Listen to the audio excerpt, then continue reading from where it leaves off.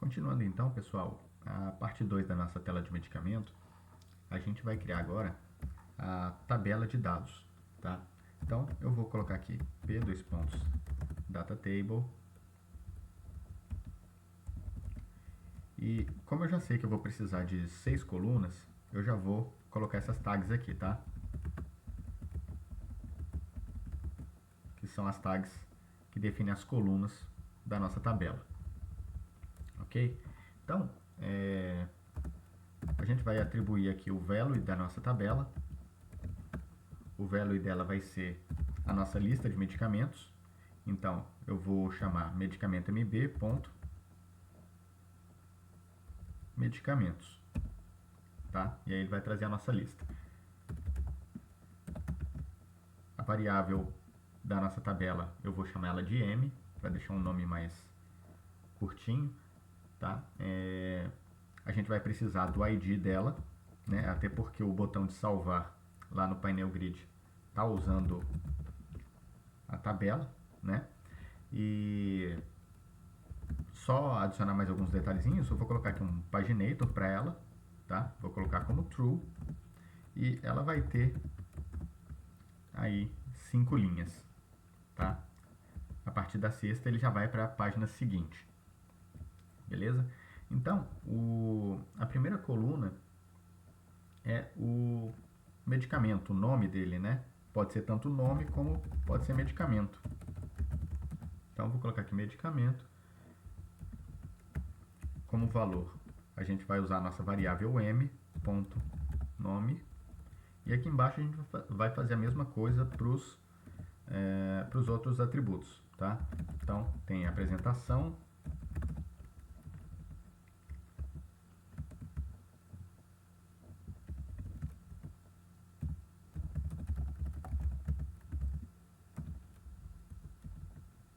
o próximo é laboratório,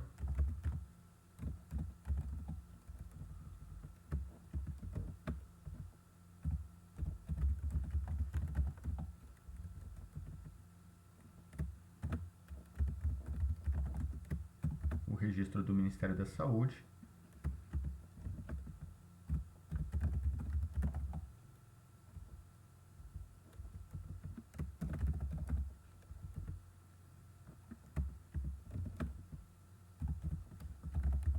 o preço que esse medicamento vai ter. E aqui na questão do preço, a gente também tem que fazer uma alteração. Como lá no formulário a gente usa vírgula, né? A gente adicionou uma tag para poder usar vírgula em vez de ponto. Aqui a gente tem que modificar também para ele apresentar essa informação na forma da nossa moeda também, tá? Então a gente vai usar aqui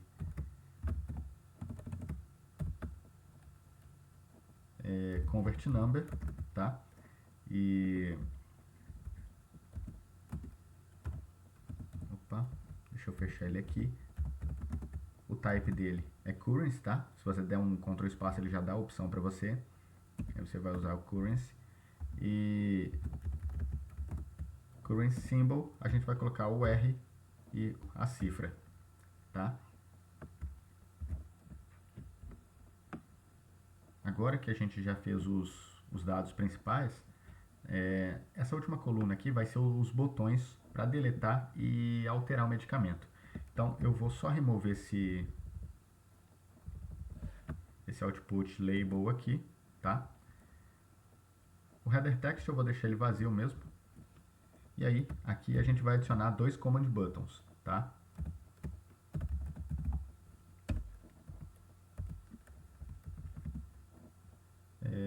Eu vou colocar ícones para eles em vez de texto, porque senão vai deixar a coluna muito grande. A gente vai precisar do atributo update do process, tá?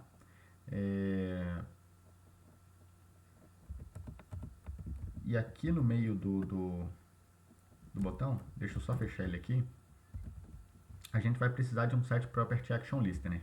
Daqui a pouco eu explico isso para vocês. Deixa eu só montar a estrutura aqui primeiro, tá? Só para mim eu poder copiar aqui e colar, tá? Porque vai ser a mesma coisa. Só fechar aqui que... Isso.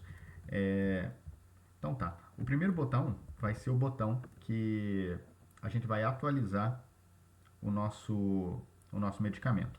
Na verdade, esse botão em si ele não vai atualizar. Ele vai preencher o nosso formulário com os dados dessa linha, desse registro, tá? Então eu vou começar aqui colocando o ícone de editar dele, aquele lápis, aquele pencil. Quando a gente clicar no botão, o que ele vai atualizar? Ele vai atualizar o form, né? Então a gente vai usar aqui o @form, tá?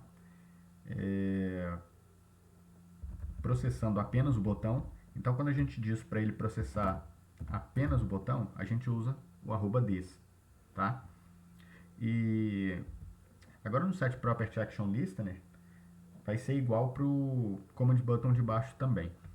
A gente vai atribuir um value para ele, tá? Esse value, onde é que ele vai estar contido? Ele está contido na nossa variável m, tá? Então, toda informação que tiver nessa variável aqui, a gente vai jogar ela para um objeto na nossa classe. Então, qual objeto que vai ser esse? Vai ser o nosso medicamento. Então, eu vou colocar medicamento mb.medicamento, tá? Então, a informação que tiver nessa variável aqui, ela vai ser jogada para o nosso alvo, para o nosso target, tá? E aí, através do JavaScript, atualizando o nosso formulário, os campos de cadastro vão ser alterados. E aí o nome, a apresentação, tudo vai ser preenchido no formulário, ok?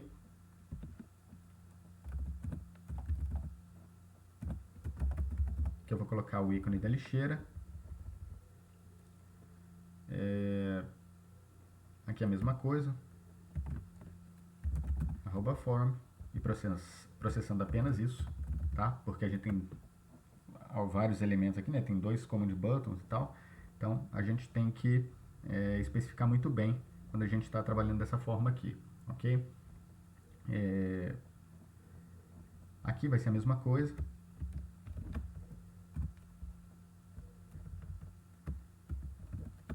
Basicamente, eu podia ter copiado tudo mesmo, na verdade, né? Eu refiz o trabalho aqui, porque a única coisa que vai diferenciar é apenas o action do command button. Vocês devem ter reparado que ficou faltando, né? Então, assim, o command button aqui, ele executa e tal, só que ele só serve para fazer a atualização do formulário e jogar a variável para o alvo, né? Já aqui no command button para deletar, a gente vai usar o action para realmente deletar essa informação, né? Então eu vou colocar aqui o action, e eu vou chamar medicamento mb.excluir, que é o nome do método que a gente criou nas aulas passadas, ok? Feito isso, o nosso formulário está pronto, tá? E na próxima aula a gente vai executar o servidor e ele já vai gerar as nossas tabelas do banco de dados automaticamente, beleza? Então, até a próxima aula. Valeu, pessoal!